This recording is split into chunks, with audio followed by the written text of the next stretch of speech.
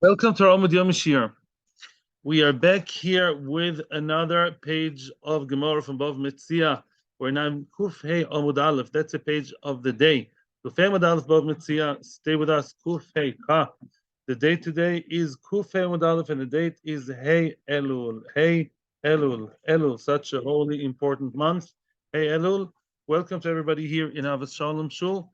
Welcome to everybody in Torah Anytime. Kol Lashon. And our own YouTube channel. So let's go. I think we should just go straight into the Mishnah. That's what we're holding now. And without further ado, just learn. Says the Heilige Mishnah, Mikabel Sode Mechaveroi, a person accepted a field from his friend. What does it mean accepted? He's going to be a worker over there. Soon we're going to see what kind of worker is he. Is he a sharecropper? Or is he a chochir, which is a renter? As the Mishnah, it can only be one out of two. Remember the rule that we said some time ago? All the Mishnah is from a certain point. One Mishnah we talk about oris, another one about chochir. Yeah, not about both. One Mishnah cannot discuss both. That's the rule. Now that Mr. Worker, the worker says, I'm not interested in lenakesh, not interested in weeding. I don't want to weed the bad weeds out of the field. You know, there's nice stuff growing, wheat and barley. I'm not weeding. You know, like you have an ozeret, you have a maid, a worker that says, you know, I do this and that. I don't pick up the garbage. You know, that thing is below me. You know, I do ABC, I don't do element of P. That's how I am. I'm a lady. So now this guy says, nikush is not my thing. I'm not into nikush. It's not my fashion. So now I'm not interested in taking out the bad weeds. The Omar Loi, and he continues to tell the Baal Habais, what do you care? You claiming you're going to have bad weeds, and next year, yeah, it's going to grow bad? No. No. Next year, no, not next year, even now, I'll give you your chachirus, which means I'm going to give you your set amount of fruit that you get per year, I'm going to give you. In other words, yeah, who are we talking about over here? A chochir, a person who gives you a set amount, let's say every year, regardless, that's a chochir, regardless of the amount that the field is going to yield, the chochir is going to give you always a set amount every year. He has to give you, I don't know, 50 tons, regardless to whatever happens. If 50 tons don't grow, he has to bring them from somewhere else. He has to pay for them. But like rental. I don't care where you pay the rental from. You have to pay a rental. So now the chochir says, listen, mister, what do you care? What do you care if I mistreat your field? At the end of the day, I'm going to give you, I promise, I swear, or whatever, 50 ton every year. I'm giving you, I am not weeding. And the fact that I'm not weeding is going to be a problem. So what? At the end of the day, yeah, the weeds are going to grow. They're going to suck up the earth. But at the end of the day, I promise I'll give you what you have, what you deserve by contract. So ain't shomin loy. We don't listen to him. We do not listen to the chochir that suggests to, you know, get scot-free from nikush, from weeding. Because the owner can tell him, can retort and tell him, tomorrow you're going to leave the place. Yeah. In other words, let's say at the end of this agricultural year, you're going to go home. The agreement between us is going to be bye bye, ciao bambino. You're leaving the field, and I'm going to have a field full of grass, full of bad weeds that are not good for the grass, for the land. In other words, it's basically a little bit similar, not exactly the same, similar to the concept of, a renter who says, what do you care? I mess up your house, so I'm paying your rental. Yeah, but you're leaving me a messed up house, with, I don't know, bed color on the walls, paint, leaking pipes. No, I want you to maintain my field well, because otherwise next year, what's going to happen? Next year, I'm going to have all the bad weeds. So it's true that this year, I believe you're going to give me my share, which is always a kavua share, my salary, my rental, really.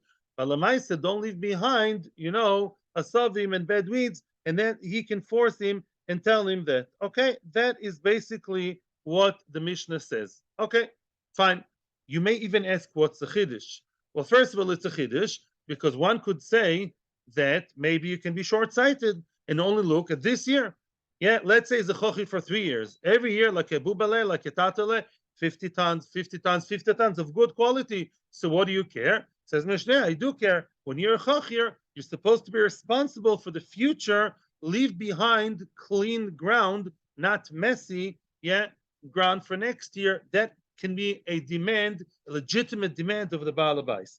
That's what we say in the Mishnah. Comes the Gemara.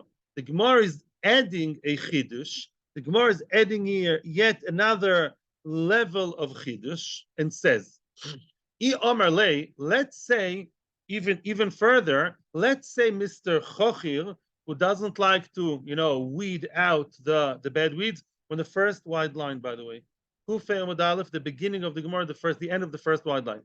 I Omar lei. Let's say Mr. Worker tells the owner, "Lebosar hachi karivna lo." Listen, Mister, don't worry. I'm not such a lazy guy. I don't want to weed it out now. It's hard to pull out the weeds, but afterwards, after I start and finish to reap everything, to harvest everything, I'm going to karivna. What's karivna? I'm going to plow. And when I plow, I'm going to plow it especially in such a way that turns around the ground and all the roots of the bad weeds are going to basically disconnect. We said that before. There are two ways of weeding. We're learning lahavdil agriculture here, yeah? There's a way to just weed them out, pull them out. There's a way not to weed them, and that's probably easier. You basically cut off everything, and then all the roots of the bad weeds, when I plow, special plow just for that, the roots get disconnected. No? So if so, well, what's the problem there? Even there, we don't listen to him. Wow. Even if he suggests to do plan B and not plan A, to leave them as they are, and eventually to just make them turn around and get uprooted, yet to get eradicated, even that's not good. Why not? Omar lei chitim aliyah sabaina. No. Says Baal Habais to the worker, to the oris, I want chitim aliyah, I want good wheat. And when the wheat right now grows alongside the weeds are sucking up the energy. I want good wheat. I want fat wheat. Yeah, don't want to be fat, but I want fat wheat. You all said it this morning. I want the fat wheat. I want good wheat. And when the grass is still growing there together with the wheat, the wheat's quality is low quality. So you're getting 50 tons. I want 50 tons of good wheat, not 50 tons of class B wheat. Okay. Okay, so therefore it's not a legitimate claim. He continues the Gemara to defend the worker who doesn't want to weed. The Omerle is the binanalach chiti mishuka. You want good wheat? Listen, you don't have to get the wheat from your field. That's all vort. I'm not working with percentage. I'm working with what? I'm supposed to give you X amount of wheat per year. You don't care where from. Yeah. I'll buy you good wheat from the market. I will keep the weeds. I really, really hate weeding. I'm traumatized by weeding, His shrink told him that weeding is not good for him psychologically, So then what? I'm not going to weed. I'm going to have bad wheat there. I'll eat the bad wheat. Elamai, you want good wheat? 50 tons? I'll buy you. I'll buy you from the market. I'll buy you from the market 50 top of the cream of the crop, good wheat, and they'll give you. What's wrong now? Omarle, it's true that b'di'eved that may work, but chiti da'aroi ba'ina. I want lechatchila at least, as long as they're there, I want chitim from my land, right? I'm not asking stam for rental. Yeah? What did we say in Daf many moons ago? Daf Lamed Ches Amud Aleph. A person prefers eating from his own rather than eating from others. I don't want tzedakah, and I don't want even from other people. I want my own food. I want to enjoy what? The wheat of my own land, if you can, at least. And they are growing here. So I want good quality, and I want from my land, because it's true that if they don't grow, b'di'eved you buy from the store. But don't start with b'di'eved. I want from my own land. And because of your laziness, you're not menakesh. That's why you're buying me from other people. That's not the original agreement. The Omerle continues the Gemara. Okay. Menakishna lachshir manosech. Okay, you know what? Let's say he tells him, I really hate weeding, but you're being so difficult with me. So let's say I'm supposed to give you every year 50 tons, and let's say the field in general yields 200 tons. Let's say, okay? So a quarter of the field would go to you. A big adult, let's say, yeah? A quarter of the field would go to you. Your part I will weed, not the rest. Ah. 3/4 of the field I will not pull out the grass and I'll eat it. It's none of your business. Your part you want good, good. You want from your own.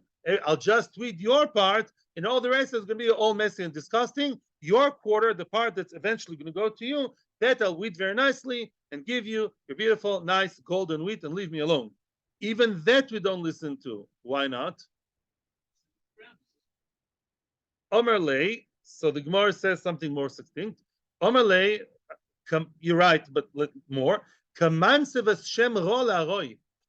You bring bad name to my field. Oh, why? How does bad name come to good people? How do good people end up, with the name besmirched? People hear half rumors, half the truth, and half a lie. In other words, people are going to see that he's weeding, right? He will weed what, 1/4 of the field, some part, and they'll still see that the weeds are still there. Now, people will not really cheshbon ois, will not really look very well like a professional yachne.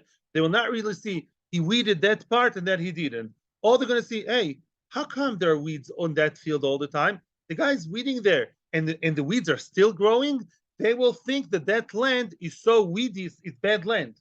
They can never weed it properly. They'll think that that land has bad nature. That as much as and some people have bad hair, bad this, In other words, you don't manage with it. It's unmanageable. So then what's going to happen? I won't be able to sell it. And other arisim and other chachir after you, mister, when you're going to leave, because you're going to leave the place, yeah, then what? They're not going to be interested in working for me, right? So all these reasons are enough to force the person to weed, even if he doesn't want to. As long as he's a chachir, he has to weed. That's all very nice, Svaras. But now the Gemara is asking, this is teaching us how to learn Gemara. Correct the Gemara, everything you said is very nice, but v'atnan, pipnei shemalis lefonei yasovim. Correct the Gemara, it's all very nice. But all these reasons you mentioned in the Gemara are not mentioned in the Mishnah. The Mishnah gave us a different reason. The Mishnah said what? Because when you leave, when you go, the field is going to be full of weeds, and that's the reason. The Gemara kept speaking about the current wheat that grows together with the weeds is going to be bad wheat, and don't play games to buy the dam, my quarter. No, but Lamai said it's not the reason the Mishnah said. The Mishnah said, I don't want weeds to stay there after you leave. You're going to leave and the weeds are going to stay. I'm going to stay with a mess in my hands. That's the reason mentioned in the Mishnah. And that's a difficult point. Why? Because let's say the guy says, no, I won't leave you with the mess because now I'm not going to weed. I hate weeding like anything. I'm not going to weed. Before I go, before I finish the contract with you, I will not leave the mess. I'll tidy. What do you mean I'll tidy? I will, what do I'll do? Karivna. I will plow, far as, turn around everything, and all the sharoshim, the wheat, the roots of the weeds are going to be uprooted. So that's a good solution. Why don't you accept that? Why are you concerned about next year? I'll do something before next year. Ella, now comes the punchline. Because Balabais can tell him, Bizra de nofal. I'll tell you why. It took me some time to chop that. Rashi explains it's something in agriculture. Bizra, the seed, the grain, the kernel that falls is going to fall. What does that mean? What do you want to do? What's your game plan, Mr. Lazy Chochir? Yeah, the Chochir that says, I do not weed. Don't do weeding. He has a t-shirt. I don't do weeding. That's his thing. Why? What's wrong with really leaving the weeds all the time there till the last moment and then uprooting the whole thing? He says, no, it's not going to help. Why? Because you know what's going to happen? Those weeds also have their own kernels. They're bad kids, but Lamaisa, they have their own kernel. They have their own seed. How do they grow? Nobody plants them. Nobody wants them. Their seed falls into the ground. Imagine yourself, the weed, the stalk of the weed, yeah, and the kernel falls into the ground. What's going to happen? You're going to uproot the roots, but it's not going to help what? The seeds. The seed from before is still going to be there. If you don't uproot it on time, let's say it's Tevis, Shvat, the winter. You have it, they're all growing nicely, all the weeds growing too nicely, but don't worry, comes Tammuz, the summer, then I'll just mess up everything. It's going to help for those already there, and you're going to uproot the roots. But Lamaisa, you know what happened in January, February, when you're not aware? A small seed, the cutesy little seed, fell inside. He didn't yet take roots, yeah? And now when you uproot, you're not uprooting, you're turning it around. Very good. For the seed, it's good. You turn over, he's going to grow very nicely next year. And therefore, he doesn't accept it. Immediately we say, don't be lazy. Take out the bad weeds. What's the Musar? Elul. In Elul, we have to take out the bad weeds of the Yetzer Hara. Oh, the bad weeds. We have do tefillah, tshuva, tzedakah, everything. We do everything right. Be'ezus Hashem. You have to uproot the Yetzer Hara, the asavim roim. Let's go now to the next Mishnah, unless there are questions. Question time, legitimate question time, and then we continue to the next Mishnah. A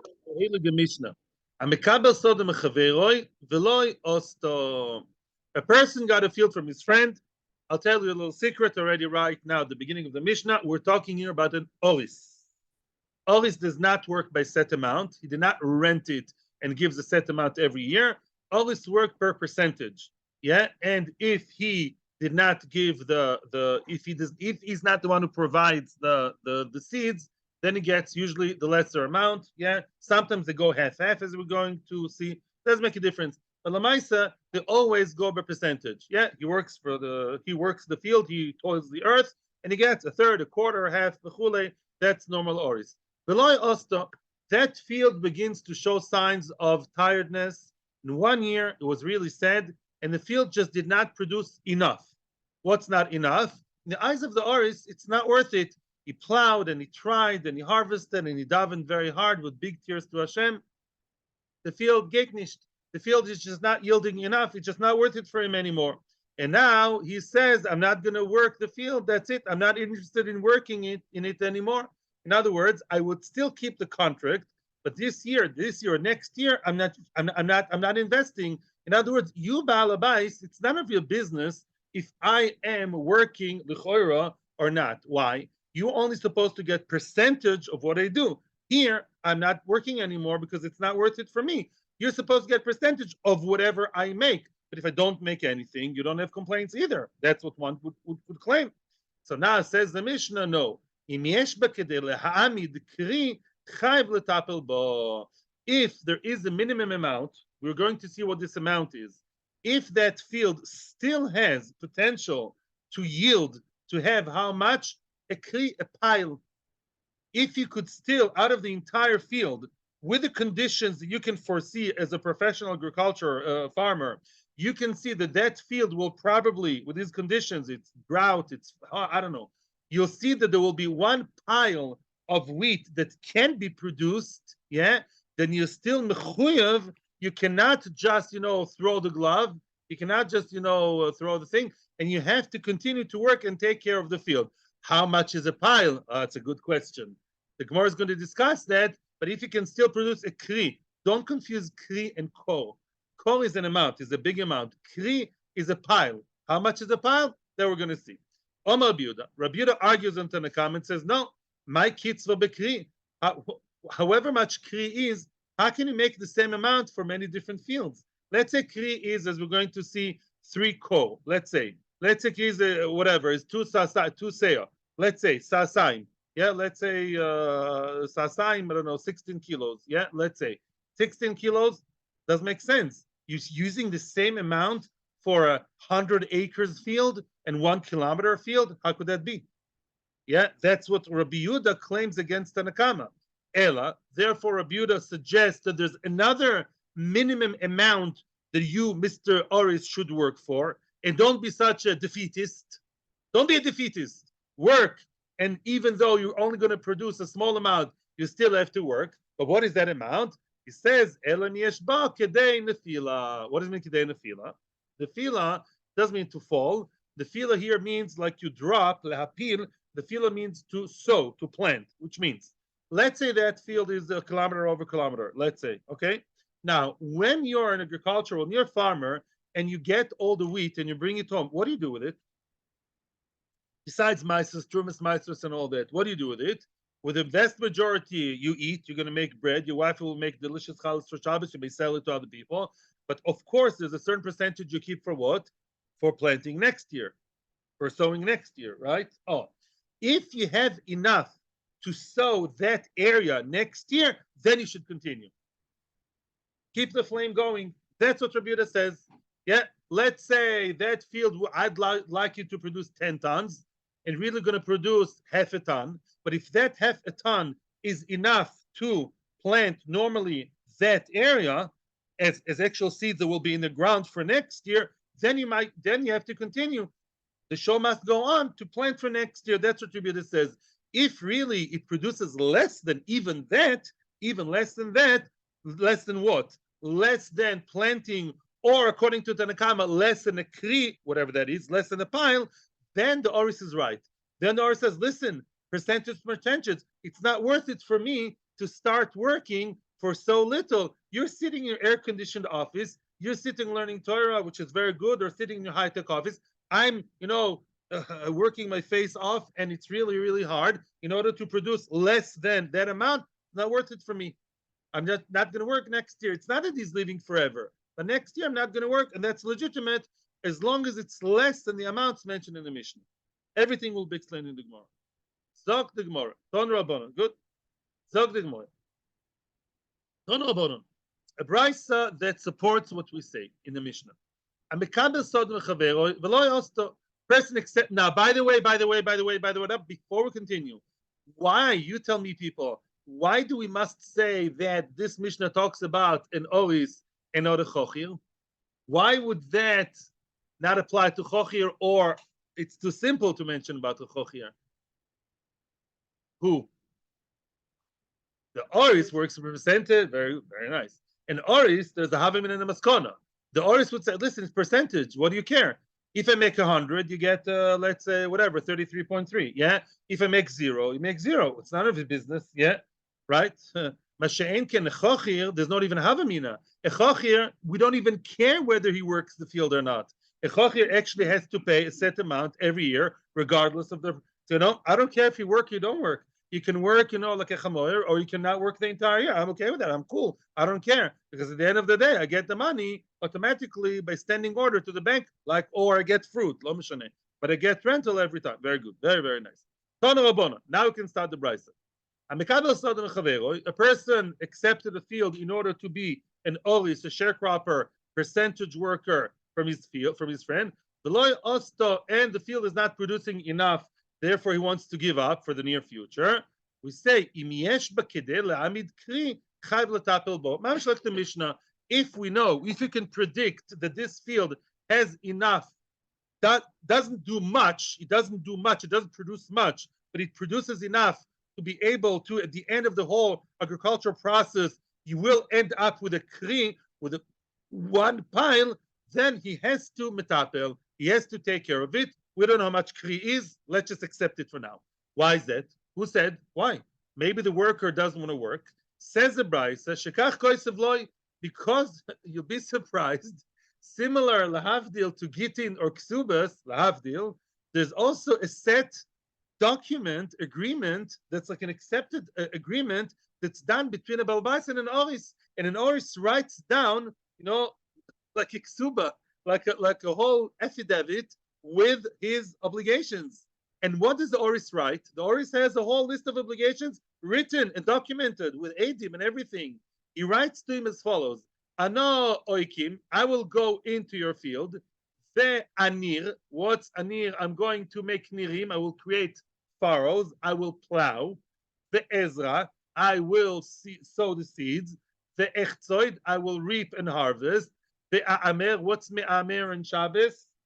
Yeah, I'll create the piles, or I'll tie the sheaves. Yeah, the odush. What's odush? I will thresh. The idri. I'll be zoy. I will winnow. It sounds like Melochas Shabbos, everything, right? I will winnow is mischav each and every part of the process that he'll do.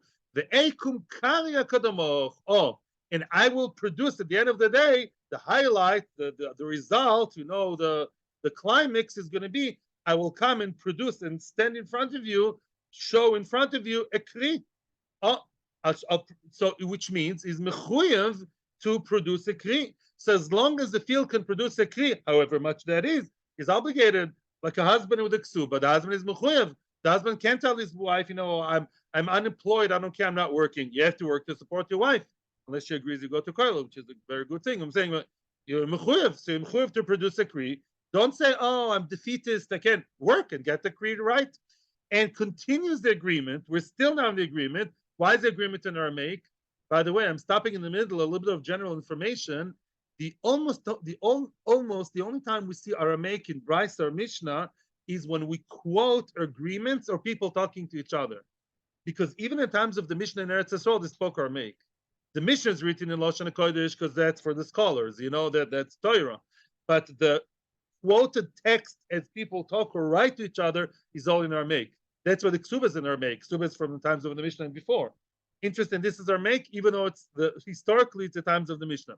The Teisi Ant, you come, Mr. Owner, the Titul Palga, and you take half. Yeah, let's say it's a half-half agreement.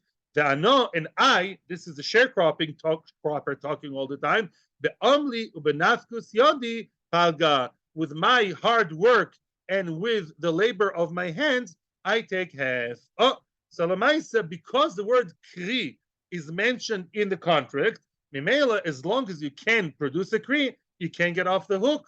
I saw the Rishonim yesterday and I saw it in the Ramon Shulchan Aruch. This applies today. This is not science fiction. People have fields, So says the Ramon, even if they didn't write it, it's obligatory. Remember what we said last daf in Kuf Daled Amud Aleph?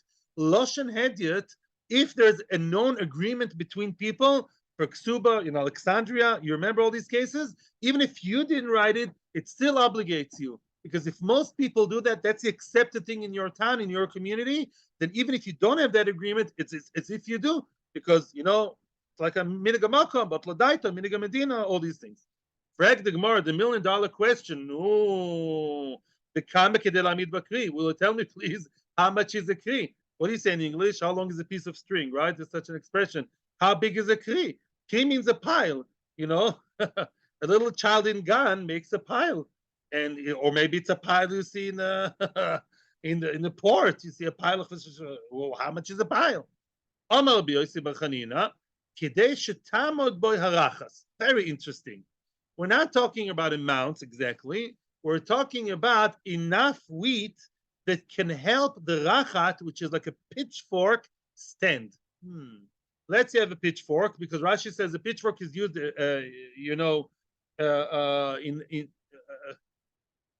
nowadays they do it differently. In the past, they would do a thing called zoire. What's zoire? To winnow. So they would pick up all the grains with the chaff on them into what? And pick it up to the wind. And then wind will separate the good from the bad, and then it falls down. It's one of the things you can't do in Shabbos, do boirer with the wind or with the blow of the mouth. So now the pitchfork is used for that. Let's say you want your pitchfork to stand. It's going to fall. If you have enough chitim, enough produce to circle it and support it and wedge it in the bottom, enough from all sides and a little bit in the top, in order to make it stand. Interesting. That's a shear. That's called a kri. That's a kri. Interesting. I don't know why.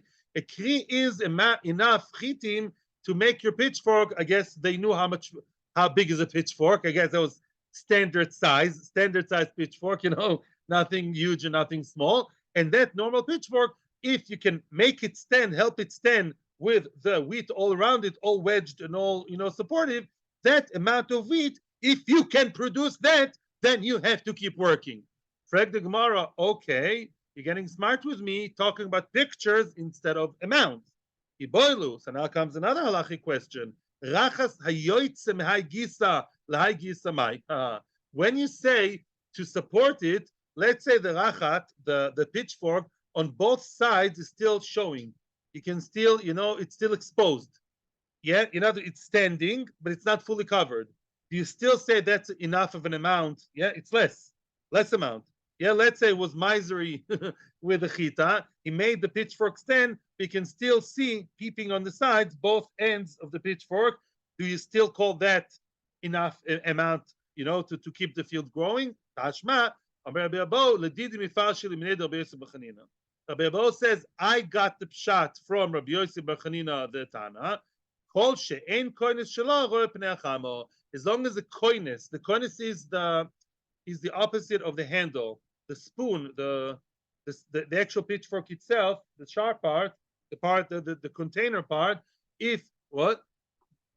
The tongue's right. It's An, okay. Tine, okay, thank you, thank you. So as long as the tine is completely covered, it doesn't see the sun, yeah, then that's called enough of an amount. And if you can produce that, then Mr. Oris, you have to go on, and the show must go on because that's what Arisa said. The only reason why he has to keep working because that's the accepted thing by Arisim. If an Oris promises, "I'll produce a kri," he has to produce a kri, even if he didn't promise. But that's accepted the custom by Arisim. He has to follow that. So that's opinion number one. Itma. Now comes Machloikes Amoroim. This was a Tana. Now Amoroim. Levi Omar Sholosh saying. Oh, I made you a chart yesterday, and soon you're going to see that. Levi says, let's talk numbers. Let's not talk about pitchforks. Let's pick numbers. Sholosh saying, watch Sholosh saying, 3 saw, we're going to see soon the amount, that if the field, nothing to do with pitchforks, if the field itself can actually produce at the end of the day, even though it's not going really well, it's drought, it's not good, it's dry, it's depleted, if you can still make Sholosh saying grow and produce and have, then keep the show going. The Verabiane Amri Satayim. The Verabiane said Satayim, 2 same, not 3 same, but 2 same. Let's have a look. So how much is a saw today? A saw is 8.3 liters according to Reb Chaim Noe. 1 saw is 8.3 liter or kilos. Yeah, 8.3. So if you can have 2 same or 3 same, yeah, we're talking about 16 kilos or more. That's the amount that 16 kilos or 3 even more. Yeah, 24 kilos. That is, if you can produce that, then you mechuyev to keep working. Omar Rish Lakish adds a note. Sasaim she'amru chutz min ha'itzo. Dealing with what you said yesterday, the sasaim are clean after the expenses. In other words, when is the oris obligated to keep working even though things are not really looking very bright? When he can produce at the end of the day from the entire field, regardless of the size of the field. Wow. If you can produce sasaim, not relative to anything else, then you have to keep working. But if the oris had to pay expenses and those sasaim are there, but he thinks, oh, these sasaim, very nice to have them here, but I have to pay another worker, I have to pay the water bill, so I only come up at the end of the day with 1.5, let's say, or 1 3/4, then he's not mechuyot to keep working. It's sasaim, but sasaim of clean profit. Okay, so again, we're talking about not a big amount. We're talking here about 8.3 liters times 2 or times 3. So that's the amount. Okay, 16 kilos, 24 kilos, v'chulei. Now, I have a very interesting pshat that I saw yesterday. One of the pshatim here of the Achroinim, I didn't write who. I saw one. Listen to this. Very, very nice. If you notice, the first opinion of BSD Can, what did he say? The pitchfork. If you make the rachat stand, right, and you pile them up all around it, however much that is, that's the amount, right? And what did the other opinions say of the Amiroim? Levi and Rabbi Anai said 3 same or 2 same. One pshat is that they're not arguing with him. One of the Meforshim say they're not arguing with him. They say as follows. They say something very interesting. You remember Rabbi Yehuda in the Mishnah? Rabbi Yehuda argued with Tanakama saying, how can you have 1 kri for 100 acres field and 1 kilometer field? It's not, relativity is not working for you. Why? Right? We could say no. One simple answer would be no. Not everything is relative. There has to be a set amount, regardless, right? Machzis a shekel, a good example. Yeah. True. Whether you're rich or poor, you have to give machzis a shekel. Yeah, Erev Purim. You give 3 coins of half a shekel. Whether you're Bill Gates, I don't think he gives machzis a shekel. Whether you're a billionaire or a pauper, it's a set amount. Here comes another answer. Those Amoraim are saying, that pitchfork business is really working with relativity. And you know what it means, 3 soim or 2 soim? I'll tell you what it means. They say like this. If you have 3 soim, according to that opinion, is not what the field produces. No. 3 soim means like this. If it's the size of the field, wow. If you have a field that size is 3 same, meaning it's a place where 3 same could grow, right? Or 2 same, which is the Chotzar Mishkan, it's not so small. Then the pitchfork business works. But let's say pitchfork is good for 3 seim. If your field is 6 seim, then you need 2 pitchforks. And if it's 9 seim big the field, then it's 3 pitchforks. Get it? It's all relative. It's not a set number. It's a sliding scale. They're not arguing in the time on Rabbi Yossi bar Chanina. They're explaining Rabbi Yossi bar Chanina. Rabbi Yossi bar Chanina with each pitchfork is telling you the pitchfork is a size for how much? For either 3 same field or 2 same field, but that's a sliding scale. And Chinami, if your field can produce 1.5 same, then you have half a pitchfork. That's the idea. You go up and down. Get what I'm saying? Mimela, don't be upset with us, Rabbi Yehuda, and tell us we're not working with relativity. We are. We just have a different sliding scale according to the pitchfork, as an indicator. It's not the halacha l'maisa. Halacha l'maisa doesn't follow that achroin. I saw in the Shulchan Aruch. Shulchan Aruch says no. Shulchan Aruch says pashut. It's a la'aloch. It's either 3 or 2. I think 2. The halacha is 2. As long as your field could be a huge field and you work hard and frustrated, but since kri means 2 soim, which is how much? Over 16 kilos. You can make the 16 kilos plus. You got to work, baby. En malasot. Ze haloche. Yes. Question time, a little bit. Yeah. Things. We're going to see now a few other Gemaras, mention Mishnah's Gemaras that are going to be quoted here. And they all have to do with one idea that's mentioned by association. The Gemara many times work by association, right? We mentioned one thing about olives, then a completely different thing about olives. Here, we're going to have a few different sugyas and shas that have nothing to do with each other, all types of, all different areas in halacha.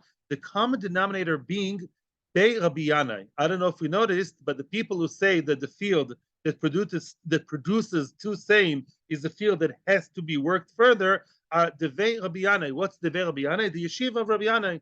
In the yeshiva of Rabbi Yanai, that's what they said. Rabbi Yanai is yeshiva. Now,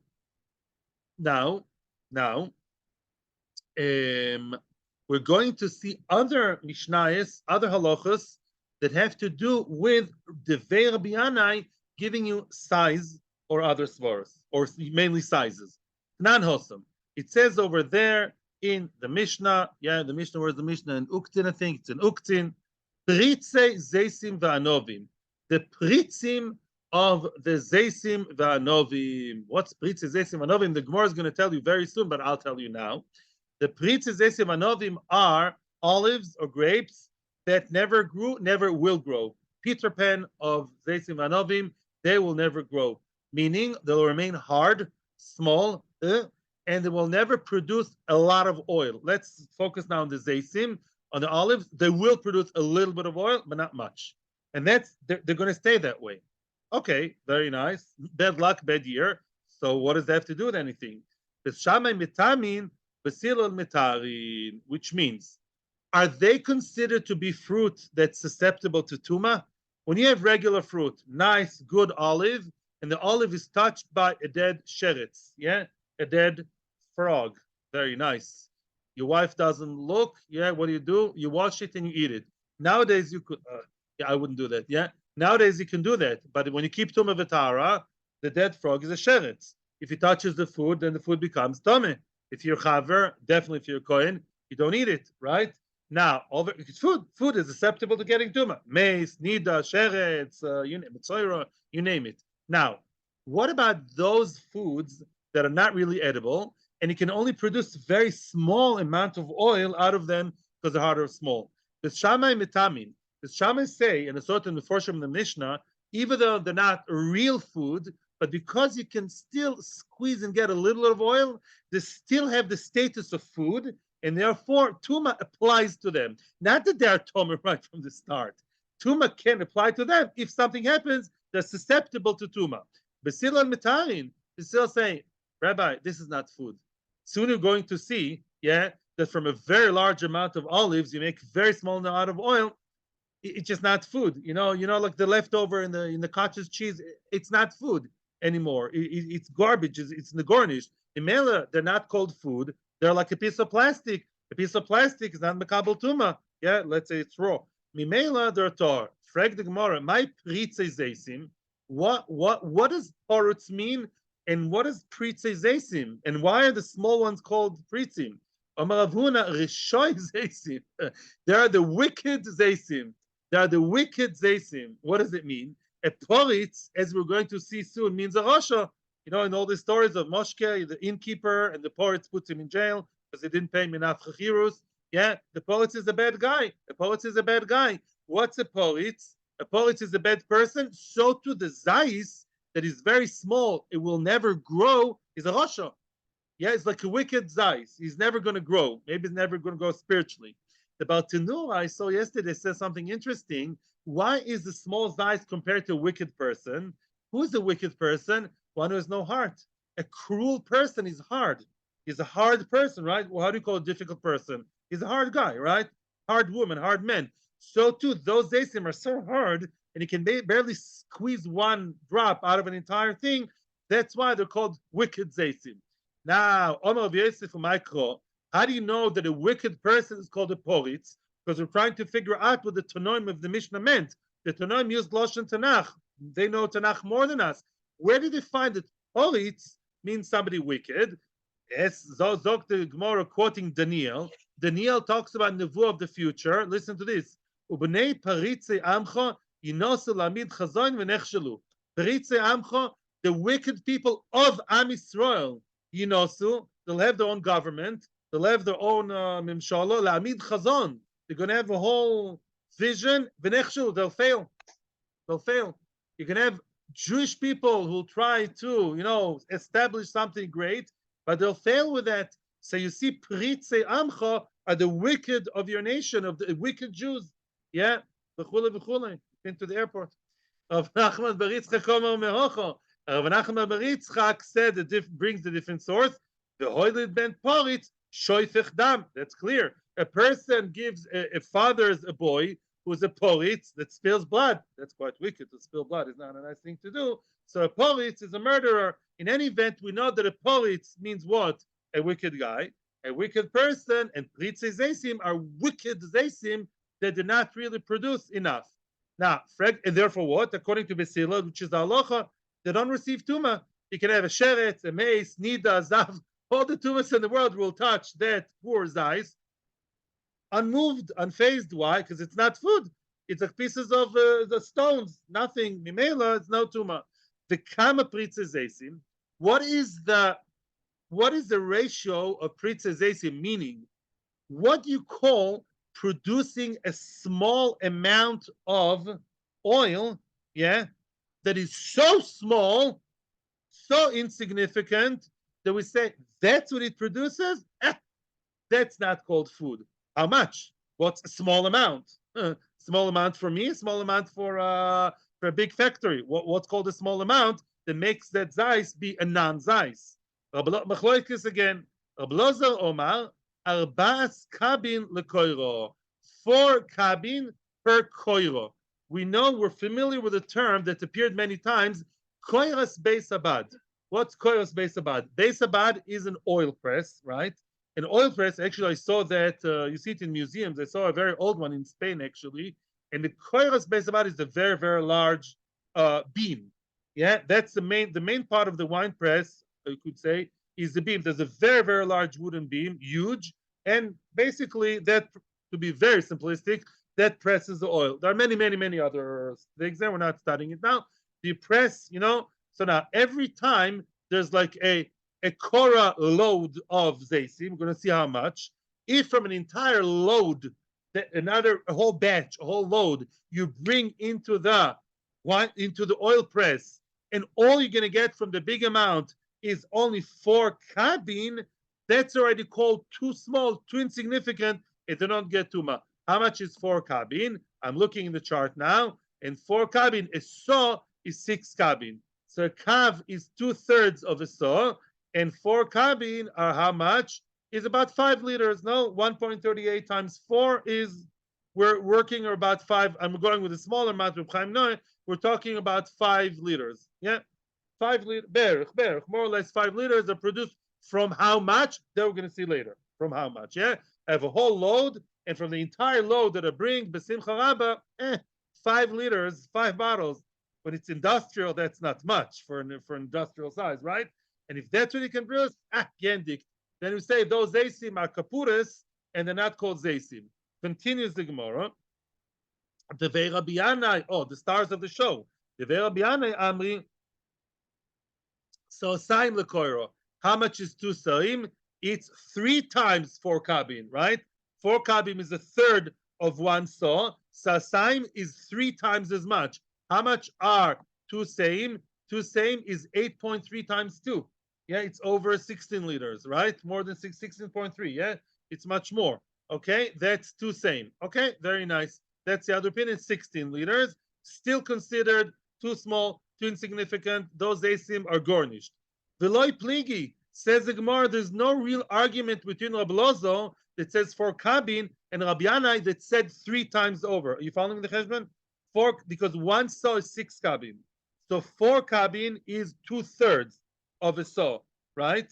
Okay, so really 2 same is 3 times more than 4 kabin, of course, yeah? So they're arguing X or X times 3. They're not arguing. In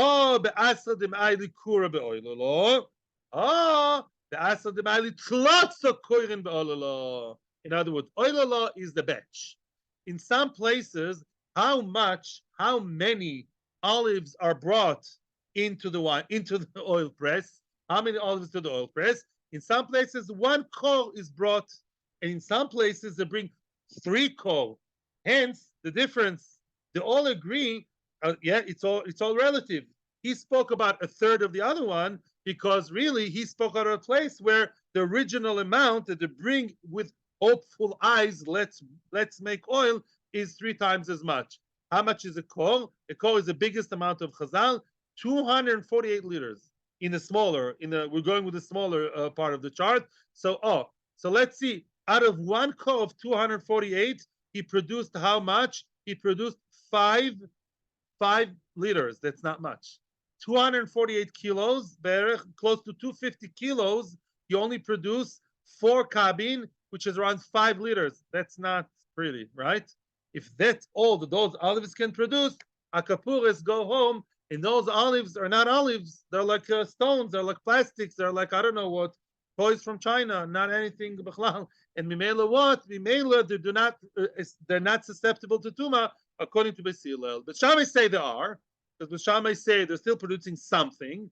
So we always look at it as food. They're not really stones. Besilel said, listen, rabbis, at that point, I don't view it as food anymore. That's number one.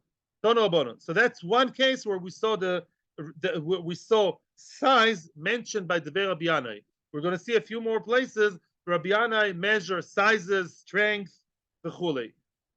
You were going to get a little bit of questions now, a short question session, and continue to the Amud. Tonu Rabbanon. I'm going to listen to you. I just want to turn the page. Tonu Rabbanon. We're going now to see another halacha to do with Tuma V'tara. Yeah, questions, and that's the last session of questions for this shiur. Now, let's Mishnah quoted here. Before we continue to the Mishnah, we have to have a very, very, very, very important introduction. That took me some time. I have learned this Mishnah in the past, and I was very happy to get the summary right from the Rambam. The Rambam says as follows. We all know that there are many types of Tuma. There's Tumas Meis, right? Tumas Sheretz, Tumas Nevela, dead animals, different types. And there's a whole section called what? Tuma of, there's 4 types of people. Zav, Zava, yeah, and a Nida. Zav, Zava, Nida. And Metzia, Yoled, this could also be, they share some things with them. Let's focus now on Zav, Zava, and Nida. People that have basically Tuma coming out of their body. A woman that sees the blood, of course, Nida and Zava. Or a person, it's not a person who saw regular sperm, but rather a person that has, a disease that the Ziva comes out of his body, where from. And this is like something that's leaking all the time. It exists today. It has a name, syphilis or something. I'm not sure what. It's a disease. So now a person who's a Zav has special halachas that in many, many areas are more severe, more grave, more stringent, midoraisa, than other tumas. For example, though this has nothing to do with us, let's say a person who's a Zav sits on 10 mattresses, or 10 sheets, one after the other, like the Princess and the Pea, there are 10, one on top of the other, and it sits on the top one. All 10 of them are avatuma. Not only they're tuma, they get the same level of tum as him. Wow, that never happens anywhere else. A mace, for example, mace, if you have also tuma, mace, even mace would only make the first shitome, yeah, as you know, Av, and then maybe the other one, Rishon. It's not so clear actually. Yeah, definitely not the others. Oh, another very interesting halacha for Zav is as follows, and that is even. Let's start without Zav.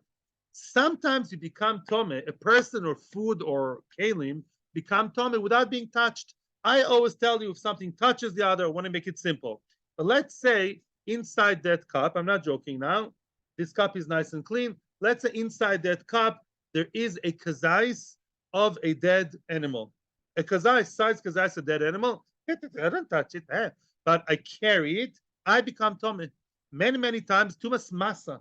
If I carry something without touching, not everything, yeah, sheretz does not make me tome. Nevela does in that case, yeah. And nevela v'chule. What about a zav? Oh, zav, there is a tuma called heset. Let's say a zav moves something without touching it. That could be he takes, let's say he moves something without touching the item. I'll go straight into our case. Let's say there's a zav and another person, and they're in a seesaw in the park. There's such an example actually in the Rambam. He doesn't say seesaw, he says weights. He says the scales. Yeah, in London there's a huge scale that people can go on and so on. Yeah. So then, let's say the zav causes another person to move. No, it's the other word. Let's say the other word. A person who causes a zav to move becomes tome. Just like if I cause the sheretz to move without touching, no hands, I'm tome. Let's say I took a zav in a box. He's a small zav. He's a thin little guy, and I moved him in a box somewhere and placed him somewhere else. A zav, get away. Then what? I become tome because I was mesit. I moved him. Now the unique thing regarding zav and the other one, the woman too, if they move others, yeah, the other people become tome. In other words, if a zav causes someone else to move, causes movement to someone, that other guy becomes tome. That's unique to zav. It's as if the zav touched him. Let's say you are, sitting on a bench, and the bench is not stable. Imagine yourself like a merry-go-round, yeah, in the park. You sit with a grandchild. Merry-go. They're not so stable, right? The monkey bars, yeah. You sit somewhere a bit shaky, like those, bridges made out of wood, and all of a sudden comes a heavy guy. Everyone, boom. You can definitely feel his movement, and he caused you to jump a little bit because the thing is unstable. That's all very nice. No. If he's a zav, you are tome. You are tome. If zav caused you to move even a little bit, indirectly, you're in the same, or a boat. You're in a boat. The boat is not so stable. A boat in the water in Tveria. The guy says, as long as I don't have 10 people in the boat, I'm not moving. 9 people are on the boat. The 10th guy comes in, and the boat moves and shakes because of him, and so do all of you a little bit. If that guy is a zav, you're in trouble. You should have a sign, no zavim allowed. Because if the zav causes you to move, so it works both ways, yeah? Whether the zav caused you to move, yeah, or something else caused, or you caused the zav to move, it works the other way too. The zav was sitting in the boat, yeah, in a shaky boat. You are a tar guy. You're healthy and tar and amazing and frum. You came in and boom, you moved him. You also tome.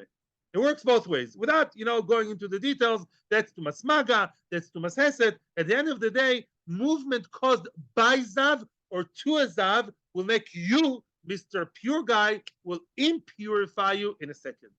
Yeah, either you become a rishon. We're not going now. That's another detail. It's a maga, so it's rishon. Lo meshane. Right now, we're talking here about tuma. Okay, all very nice. We have to finish. That's an introduction for tomorrow. It's 10:25. And now the story is going to be, let's say 2 people are climbing on a tree. If the tree is stable, I don't care that the zavi measures a big, sturdy sequoia, a big tree.